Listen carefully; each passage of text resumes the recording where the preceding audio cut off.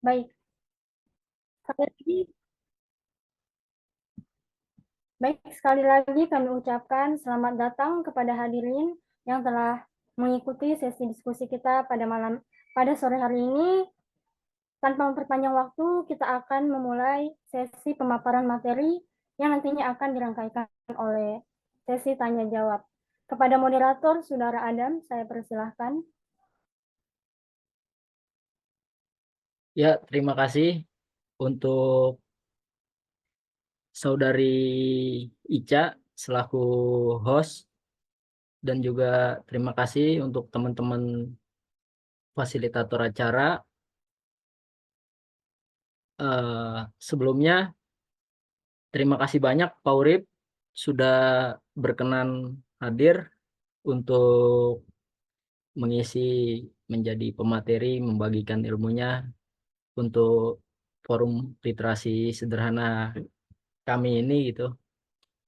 Jadi sedikit cerita, Unity Study Club ini itu pegiat literasi yang mereka membuka taman baca atau perpustakaan rakyat di radius pemukiman tempat tinggal masing-masing. Kalau saya di Petamburan, ada kawan Raja dia di Sawalunto di Sumatera, ada juga Bahri di Pejompongan, di Jatipulo, nah di beragam tempat. Nah, Unity Study Club ini untuk menjahit teman-teman pegiat literasi di kampung masing-masing agar sering bertemu, sering melakukan percakapan ide, merajut jaringan. Nah, jadi medium online ini kita optimalisasi untuk melakukan hal-hal seperti ini dan kita beruntung sekali Pak Urip berkenan untuk mengisi acara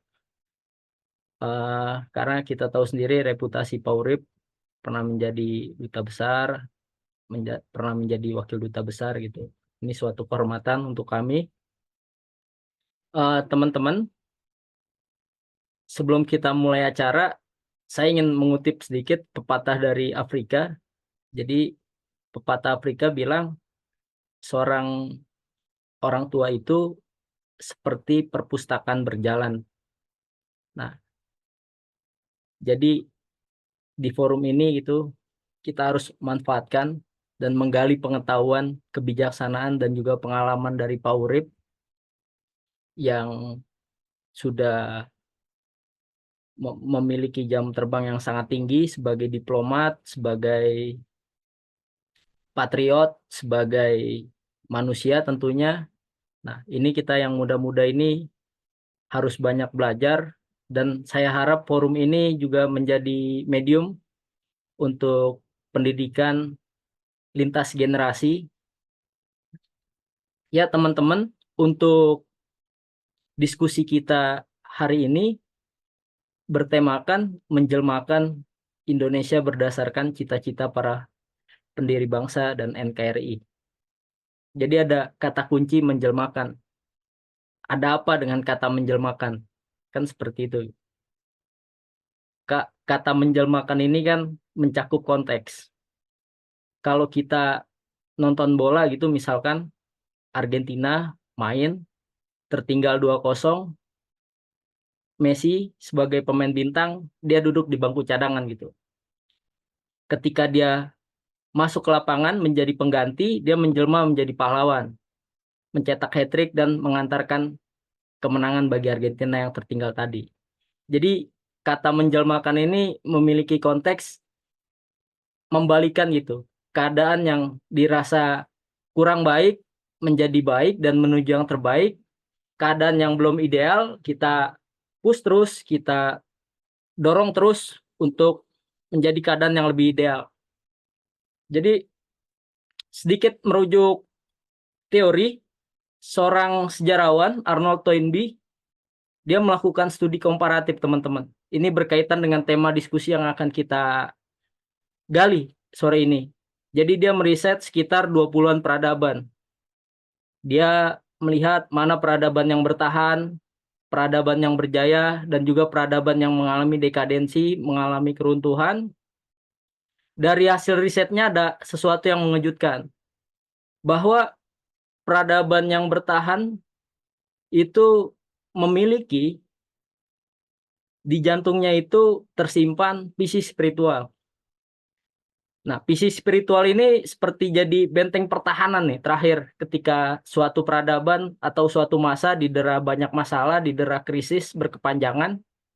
Nah, ini berkaitan juga dengan negara kita di mana dalam Undang-Undang Dasar 1945 pada alineat ketiga itu jelas-jelas tercatat gitu karakter spiritual yang sangat kuat.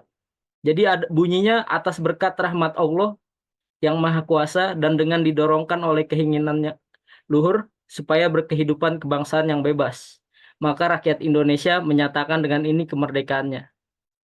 Itu satu karakter spiritual yang ada dalam bangsa Indonesia. Terus kedua, Indonesia punya visi spiritual dalam Pancasila sebagai philosophical groundslug, sebagai pandangan hidup bangsa, sebagai pondasi.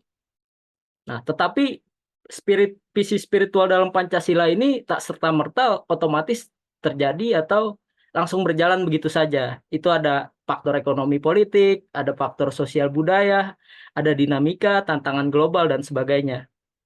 Jadi atau dalam kata lain, Pancasila ini harus diformulasikan menjadi working ideologi, menjadi keseharian kita aktualisasikan dalam lakon hidup kita, menjadi amal ilmiah atau ilmu amalia. Nah, untuk menjawab itu dan mengupas tuntas tema diskusi kita, menjelmakan Indonesia berdasarkan cita-cita para pendiri bangsa dan NKRI, saya persilakan untuk Pak Urip memaparkan materi dan juga pemikirannya pada sore hari ini. Untuk waktu dan tempat, saya persilakan Pak Urip. Terima kasih. Terima kasih, Mas Adam.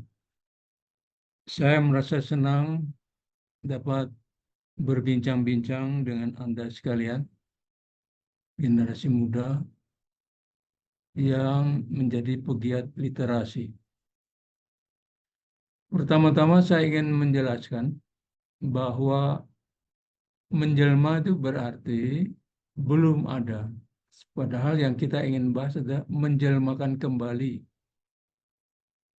Indonesia berdasarkan cita-cita para pendiri bangsa dan negara Kesatuan Republik Indonesia. Mengapa istilah ini saya tawarkan? Karena meskipun kita sudah eksis selama 78 tahun, namun kita melihat kondisi pada saat ini ternyata tidak sama seperti yang diharapkan pada waktu Bung Karno menyatakan proklamasinya, dan kita akan simak apa yang beliau sampaikan.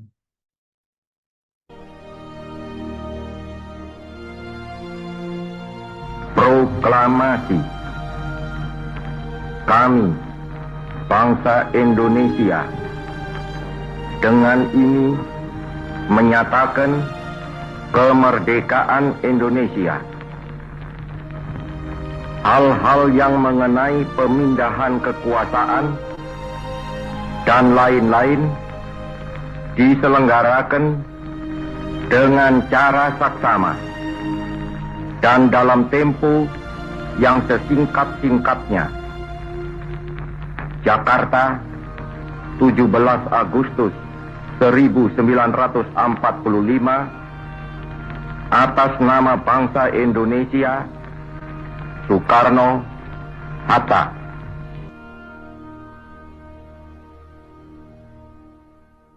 Saudara-saudaraku sebangsa dan setanah air, kita tadi telah mendengarkan proklamasi kemerdekaan, dan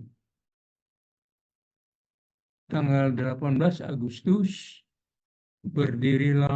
didirikanlah negara Kesatuan Republik Indonesia dengan penetapan oleh Panitia Persiapan Kemerdekaan Indonesia Undang-Undang Dasar 1945 sebagai Konstitusi Republik Indonesia, dan selanjutnya diadakan sidang kabinet yang pertama. Mari kita dengarkan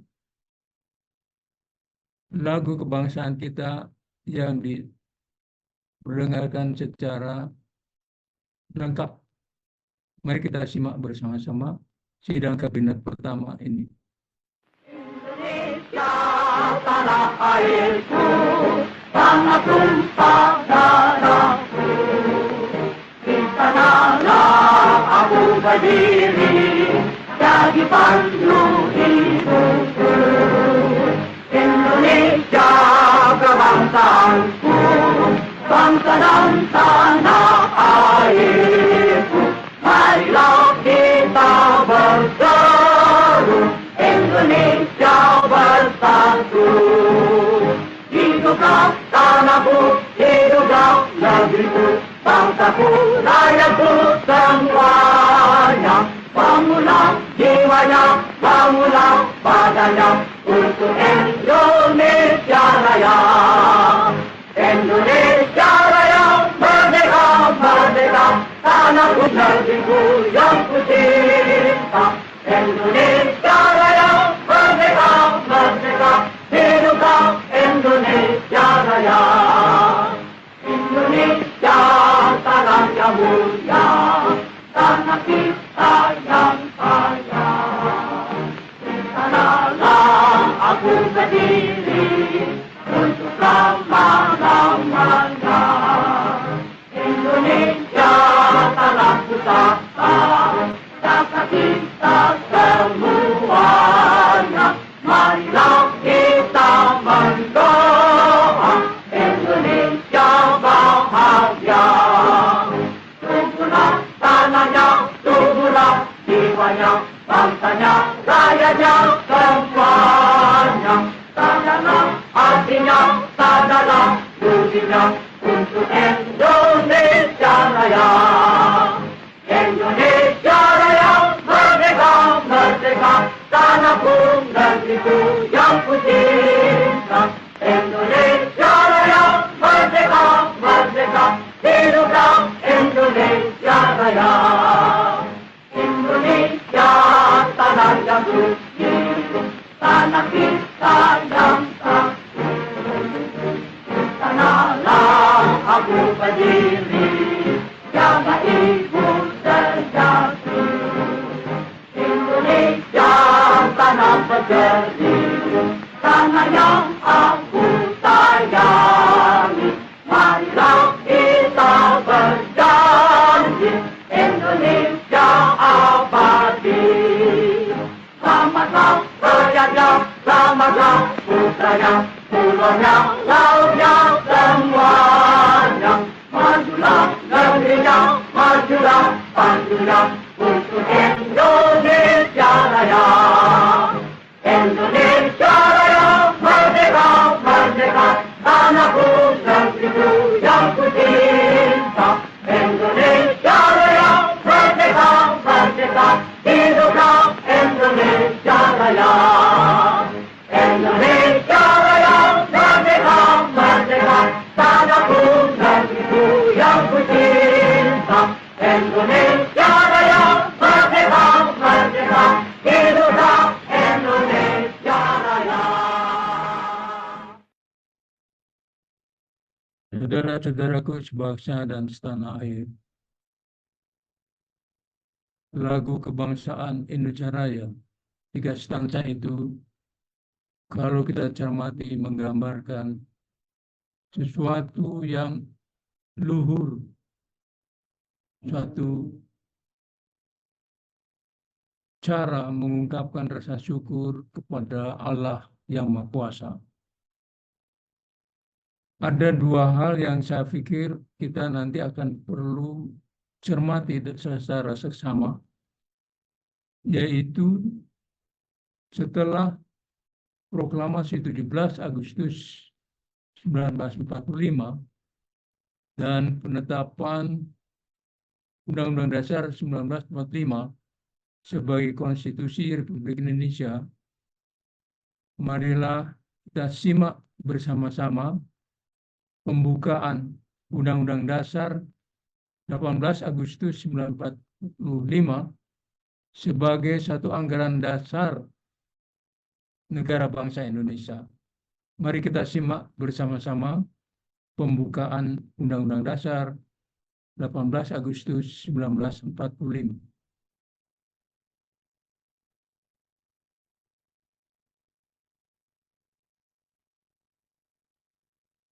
Kalau menyimak pembukaan ini, maka tergambarkan hal-hal penting yang ditegaskan oleh para pendiri Mohon bangsa maaf. ini. Mohon maaf, Pak. Belum terganti slide PPT-nya, Pak. Masih Bagaimana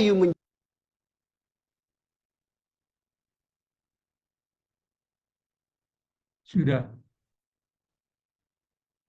belum, Pak. Jadi Masih PowerPoint yang pertama, Pak. Ya, baik, Pak. Sudah. Jadi kalau kita melihat pembukaan, jelas sekali bahwa ini merupakan satu grand design negara bangsa Indonesia. Alinea pertama menegaskan bagaimana bangsa ini mempunyai satu outlook memandang kehidupan antar bangsa, yaitu bebas dari eksploitasi suatu bangsa oleh bangsa lain.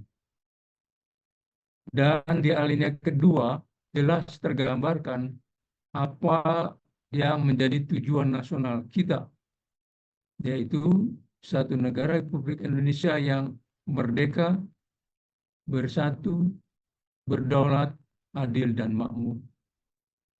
Dan pada alinea ketiga, itu yang tadi juga sudah dikatakan oleh moderator, Mas Adam, di mana alinea 3 ini menggambarkan satu sikap tulus ikhlas dari para pendiri negara bangsa ini yang mengakui bahwa kemerdekaan Indonesia bukanlah hanya sekedar hasil perjuangan pergerakan kemerdekaan Indonesia, tapi juga merupakan campur tangan dari Allah, Tuhan Yang Maha Kuasa.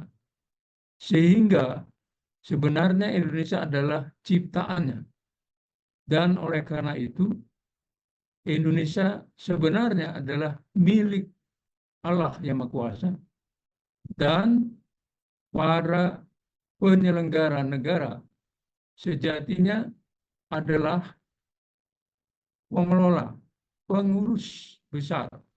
Hal ini juga pernah dikatakan oleh almarhum Bung Hatta, bahwa yang diperlukan adalah pengurus besar. Dan ini menggambarkan bahwa mereka bukanlah pemilik, tapi hanya sekedar pengelola, dan mereka akan diminta pertanggungjawaban oleh Allah Subhanahu wa Ta'ala mengenai apa yang mereka kerjakan selama mengemban amanahnya tersebut. Hal inilah yang saya pikir kita perlu sekarang memahami, menghayati, dan mengaktualisasikannya dalam kehidupan bernegara bangsa ini. Hal ini dapat menjadi satu contoh perbandingan dengan keadaan saat ini, di mana banyak sekali hal-hal yang merupakan keganjilan dan kejanggalan, sehingga tentunya hal ini perlu kita kembalikan lagi pada proporsi dan konteks untuk terkait dengan kewajiban konstitusi yang dirumuskan secara jelas di dalam alinea ketiga. Yang penting adalah di situ dikatakan bahwa pemerintahan disusun berdasarkan kedaulatan rakyat.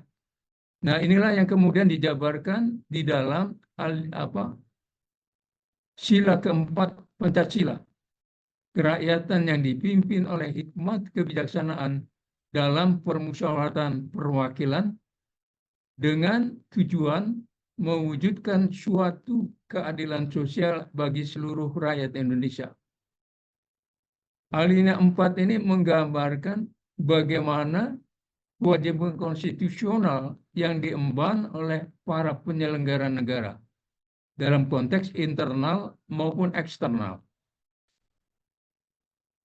Dan hal-hal inilah yang kiranya di dalam diskusi kebangsaan pada sore hari ini kita perlu simak dan cermati dengan seksama. Coba kita pahami apa yang disampaikan oleh almarhum Profesor Salim Said sebagai sesuatu yang saya pikir cukup bermakna untuk kita hayati dan aktualisasikan di dalam konteks kita berbangsa bernegara untuk mengimplementasikan nilai-nilai Pancasila. Mari kita simak apa yang dikatakan oleh almarhum sebagai berikut. Bagaimana you menjalankan Pancasila? Para pemimpin kita itu melanggar sumpah. Bagaimana you menjalankan Pancasila? Para pemimpin kita itu melanggar sumpah. Ini negeri yang paling banyak melanggar sumpah adalah orang yang kita pilih. Dan saya jelaskan kenapa Indonesia tidak maju, kenapa Singapura maju, kenapa Korea Selatan maju, Taiwan maju, Israel maju. Karena ada yang mereka takuti. Taiwan takut sama Cina, daratan. Korea Selatan takut sama Korea Utara. Singapura takut karena dia adalah mayoritas orang Tionghoa di tengah lautan Melayu. Israel takut dia berada di tengah lautan Arab. Kalau dia nggak hebat, ya dikeremus. Indonesia, Tuhan pun tidak ditakuti. Ya, coba lihat orang yang masuk KPK. Semua berdari sumpah di bawah kitab suci atau berpegang pada Bible. Sudah itu dia langgar, dan dia tidak takut sama Tuhan. Satu bangsa yang tidak ada yang ditakuti tidak akan maju. Itulah sesuatu yang pada sore hari ini kita perlu diskusikan, bahwa nilai sila pertama, ketuhanan yang Maha Esa, itu perlu kita pahami, kita hayati, dan kita laksanakan. Dan saya ingin mengajak saudara-saudara sekalian untuk membaca apa yang ada di dalam Undang-Undang Dasar 1945, yaitu pada bab 11 mengenai agama, yang ini sebenarnya merupakan satu upaya melaksanakan apa yang tertera di dalam alinea ketiga pembukaan Undang-Undang Dasar 1945. Mari kita baca bersama-sama. Bab 11 tentang agama, pasal 29. Negara berdasar atas ketuhanan yang Maha Esa. Ayat 2, negara menjamin kemerdekaan tiap penduduk untuk memeluk agamanya masing-masing dan untuk beribadat menurut agamanya dan kepercayaannya itu. Hal ini juga merupakan satu amanat terutama pada diri saya untuk memahaminya, bahwa kita sebagai makhluk manusia dalam konteks ini tergambarkan bahwa negara Indonesia berdasarkan alinea ketiga Undang-Undang Dasar 1945 bukanlah negara autokratis, artinya berdasar agama, namun sebaliknya juga bukan negara sekuler. Nah, disinilah satu sikap thinking beyond dari para pendiri bangsa dengan menetapkan dalam bab 11 tentang agama yaitu negara kita berdasar atas ketuhanan yang Maha Esa. Dan hal inilah yang pada diskusi kebangsaan kita coba nanti dalami. Dalam hal ini ada hal-hal yang saya pikir penting untuk kita bersama-sama memahami mengapa, apa urgensinya menjelmakan Indonesia kembali, menjelmakan kembali Indonesia. Di dalam konteks ini, kita perlu melihat dalam dimensi ruang, geopolitik, dan waktu, sejarah, serta memahami makna peristiwa di dalam perjalanan hidup bangsa ini. Indonesia lahir pada saat terjadi satu perubahan geopolitik setelah Jepang kalah dalam Perang Dunia Kedua dan sebelum dia menandatangani pernyataan tertulis tentang kekalahannya. Nah, kekosongan kekuasaan pada waktu itulah yang digunakan oleh para pendiri negara bangsa ini untuk memproklamasikan kemerdekaannya. Dalam hal ini juga kita melihat bahwa dari sisi historis banyak peristiwa yang terjadi yang menimpa bangsa ini.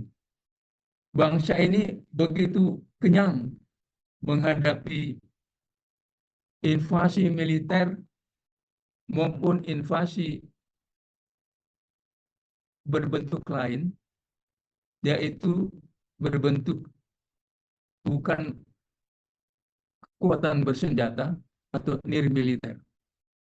Bagaimana bangsa ini berhasil mengatasi invasi militer yang dilakukan oleh sekutu tentara Inggris sebagai pemenang Perang Dunia Kedua, tapi bangsa Indonesia bersatu digerakkan oleh resolusi jihad oleh Kiai Haji Hasyim Asy'ari sehingga kita berhasil mengalahkan tentara sekutu. Peristiwa ini kita kenang menjadi pertempuran Surabaya, perang heroik mempertahankan survival bangsa ini. Persoalannya sekarang pada saat ini adalah bahwa kita harus memerangi diri sendiri untuk bisa eksis dan memajukan Indonesia.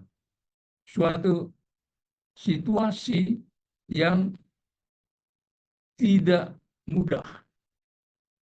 Karena apa? Karena Indonesia selalu menjadi target untuk dijadikan bagian ruang lingkup pengaruh negara-negara besar yang menganut pendekatan power politics di dalam memperjuangkan kepentingan nasional mereka. Indonesia menjadi target karena letak geografis dan posisinya yang strategis berada di antara dua samudera, India dan Pasifik, di antara dua benua, Asia dan Australia, dan menjadi lintas navigasi laut bagi perdagangan maupun kepentingan strategi militer. Oleh karena itu, sebagai bangsa, kita harus selalu menyadari bahwa kita harus memelihara persatuan. Karena hal itu merupakan satu prasyarat, kondisi prasyarat agar kita dapat eksis dan memajukan bangsa dan negara ini.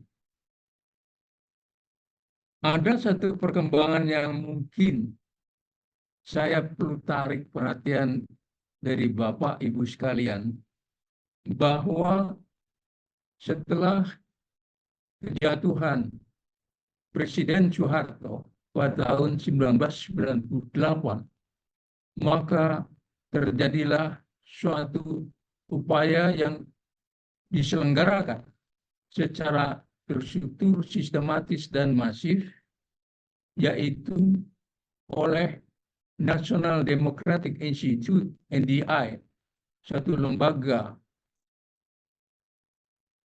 non-pemerintah Amerika Serikat di bawah sayap Partai Demokrat Amerika, yang kemudian berhasil mengamandemen, mendorong terjadinya amandemen dengan berkolaborasi dengan para komprador lokalnya sebagai kekuatan proksi, sehingga berakibat perombakan sistem sendiri pemerintah Indonesia yang ditandai dengan penggantian sistem pemerintahan sendiri pemerintah Indonesia dengan satu sistem yang bernuansa liberalisme, kapitalistik, individualistik, yang berimbas sampai dengan saat ini berupa money politics yang kemudian menimbulkan berbagai kondisi destruktif pada bangsa ini. Kita perlu sekarang mengkaji hal ini, bahwa ternyata dengan Undang-Undang Dasar Negara Republik Indonesia tahun 1945 ternyata mengakibatkan Pancasila tersingkir.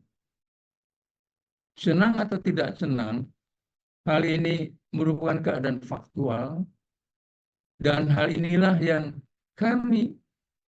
kita bersama-sama coba mencari jalan bagaimana mengatasi hal-hal ini menjadi satu upaya langkah-langkah yang bersifat damage recovery.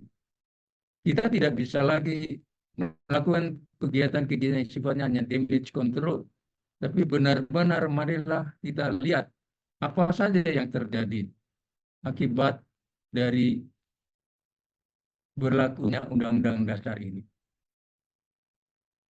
Anda bisa melihat bagaimana roh Pancasila lambat laun tersingkirkan.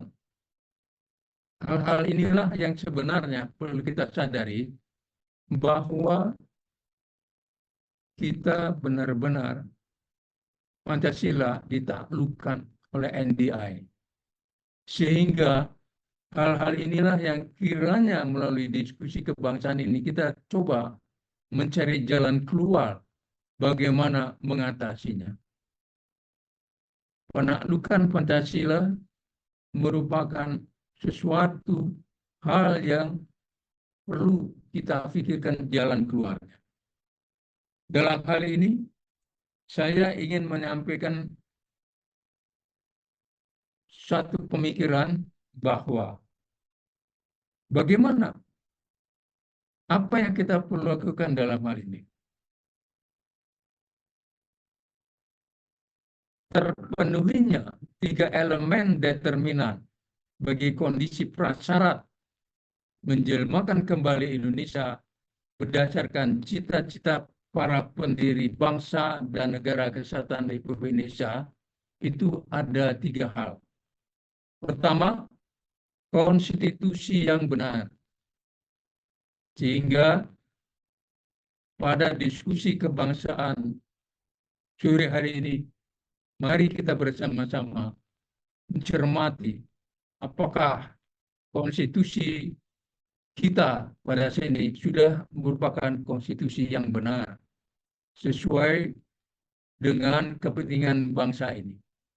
Karena kepentingan bangsa ini sebagai makhluk sosial yang bisa tumbuh, lahir, berkembang, dan mati, itu ada 3 hal. Pertama, masalah survival, eksistensi. Kedua, masalah identitas, karakter, jati diri bangsa, Pancasila, Bhinneka Tunggal Ika, Negara Kesatuan Republik Indonesia. Yang kedua adalah warga negara yang baik. Artinya Izin Pak, warga mohon maaf yang Pak, slide-nya belum terganti Pak. Mohon maaf. Baik. memang belum diganti, Mbak, karena nanti Baik. kita akan tetap menjadikan ini menjadi rujukan. Saya sedang menguraikan mengapa agama ini diperlukan sebagai satu Baik Pak. entry point. Karena jelas di situ kita akan negara berdasar atas ketuhanan yang Maha Esa. Dan tadi dikatakan oleh Prof. Almarhum Salim Said, bangsa kita Tuhan aja tidak ditakuti. Nah, bagaimana kita sekarang mencoba mengeksplorasi agar bangsa ini kembali menjadi bangsa yang benar-benar mengaktualisasikan spirit dan makna spiritualitas ketuhanan yang Maha Esa. Jadi 3 elemen determinan itu yang tadi sudah saya sebut, yaitu pertama konstitusi yang benar, kedua warga negara yang baik, dan yang ketiga sistem dan perangkat penyelenggaraan negara yang berkualitas dan berkomitmen dari para penyelenggara negara untuk melaksanakan etika negara yang beradab, yaitu jujur, integritas, dan tanggung jawab.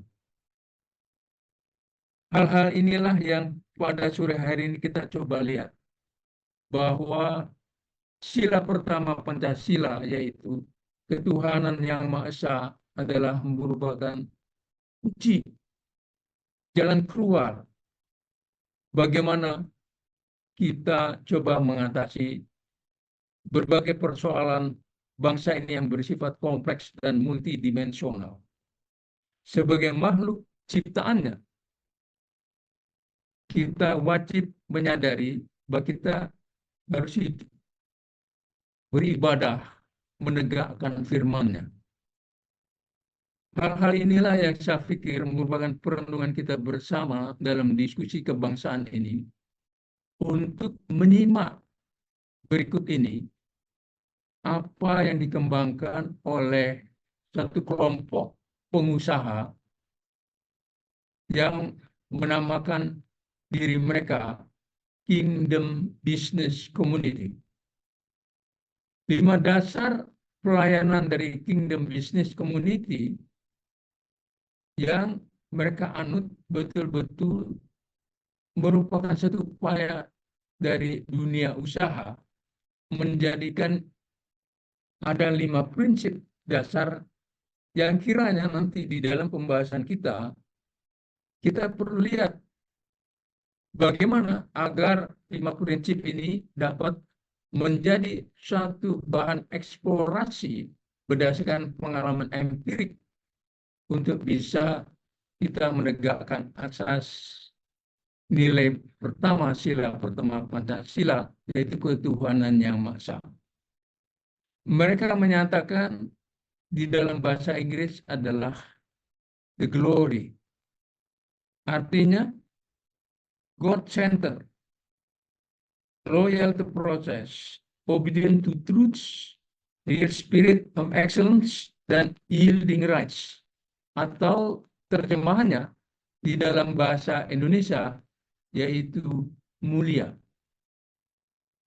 Ini adalah apa yang ditawarkan oleh mereka sebagai upaya mengaktualisasikan sila pertama Pancasila, ketuhanan yang Maha Esa, sebagai upaya konkret, yaitu mereka sebut nilai mulia. 5 huruf ini terdiri dari M, kepanjangannya menjadikan Tuhan pusat segalanya. Tentunya kalau kita sholat pun menyatakan bahwa sesungguhnya sholatku, ibadah hidup matiku hanya untuk Allah Tuhan semesta alam dan tiada sekutu baginya. Ini suatu yang kerap kita belum pernah berpikir secara lebih mendalam. Bahwa artinya kita sebenarnya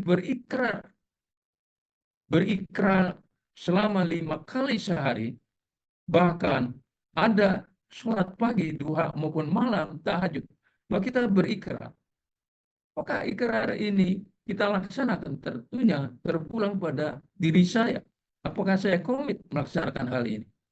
Nah, ikrar inilah yang sebenarnya dulu Bung Karno menyatakan dalam pidato Isra Mi'raj puluhan tahun yang lalu, galilah apinya Islam, jangan warisi abunya. Nah, inilah satu uji yang merupakan akses untuk kita menjadi manusia, bangsa, dan negara yang bermartabat. Kemudian U-nya apa? Utamakan kesetiaan pada proses. Inilah satu persoalan yang selama ini kita lihat dalam kenyataan sehari-hari belakangan ini. Bagaimana proses orang menjadi pemimpin di dalam hari-hari terakhir ini, kita bisa melihat apakah proses ini berjalan sebagaimana mestinya.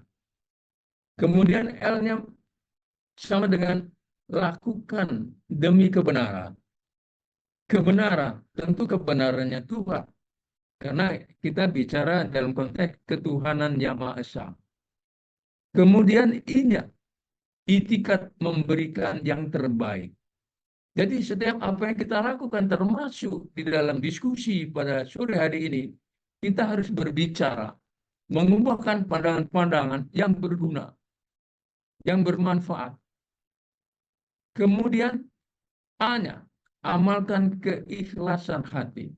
Jadi benar-benar kelima huruf ini merupakan penjabaran menegakkan firman Tuhan di dalam kehidupan kita. Marilah kita kaji pada sore hari ini kelima huruf ini dalam konteks kita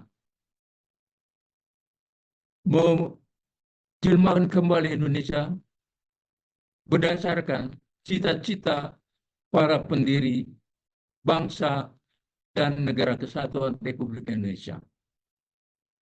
Kita perlu nanti mengembangkan kelima huruf ini menjadi suatu praktek yang betul-betul bermanfaat kalau kita benar-benar mempersiapkan diri ingin menuju negeri generasi emas tahun 2045. Ini benar-benar satu kesempatan melalui diskusi kebangsaan sore hari ini. Mari kita eksplor apa saja tantangan, hambatan, gangguan, ancaman yang dapat mempersukar usaha kita mencapai tahun emas 2045 yang akan datang. Hal inilah yang saya pikir perlu kita diskusikan pada kesempatan hari ini. Dan di sini sebenarnya manfaatnya. Karena kita di dalam melakukan diskusi kebangsaan ini perlu merumuskan juga kriterianya apa solusi yang kita ingin hasilkan. Satu, harus bermanfaat. Kalau tidak ada bermanfaat, rasanya percuma. Kita hanya membuang-buang waktu hidup kita. Yang kedua, harus bisa dilaksanakan. Karena kalau sekedar berbicara, omong-omong, dan tidak bisa diguna, ya tidak berguna. Jadi, apa yang kita rumuskan nanti dari hasil perbincangan sore hari ini, benar-benar itu harus dapat dilaksanakan. Dan yang ketiga, yang penting, tidak melanggar hukum. Jadi, harus kita cegah agar apa yang dihasilkan dari kebangsaan ini tidak menimbulkan kegaduhan dan keonaran, tapi justru menimbulkan satu optimisme besar bagi bangsa kita bersama-sama untuk membangun masa depan yang baik. Dan disinilah perlunya kita bersama-sama merumuskan beberapa hal penting, yaitu perlu kita menumbuh kembangkan dan meningkatkan apa yang dikenal sebagai trust and respect. Trust and respect inilah yang saya pikir harus kita kembalikan di dalam kehidupan kita bernegara bangsa, yaitu antar sesama warga ada trust and respect. Kemudian antara warga sebagai rakyat Indonesia dengan pemerintahannya di pusat maupun daerah ada trust dan respect. Tujuannya apa? Kita perlu membangun satu kohesi sosial. Inilah sebenarnya kekuatan bangsa ini. Meskipun kita tidak punya senjata nuklir misalnya, namun dengan terbangunnya satu kondisi kohesi sosial yang sangat kuat, maka bangsa ini akan selamat mempertahankan diri dari serbuan dari luar maupun ancaman dari dalam. Inilah nilai-nilai yang kita perlu kembangkan dan perlu kita usahakan supaya betul-betul teraktualisasi dengan tepat guna dan tepat sasaran. Saya pikir sebagai satu bahan pemantik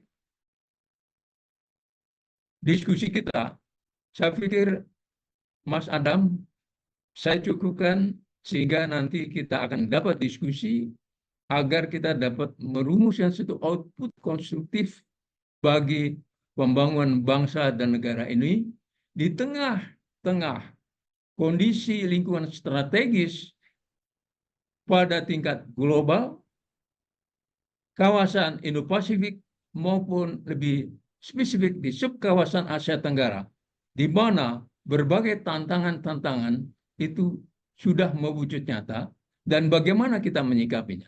Terima kasih. Ya, terima kasih banyak untuk Pak Urip atas presentasinya yang sangat komprehensif, mendalam, dan juga sangat mudah dicerna.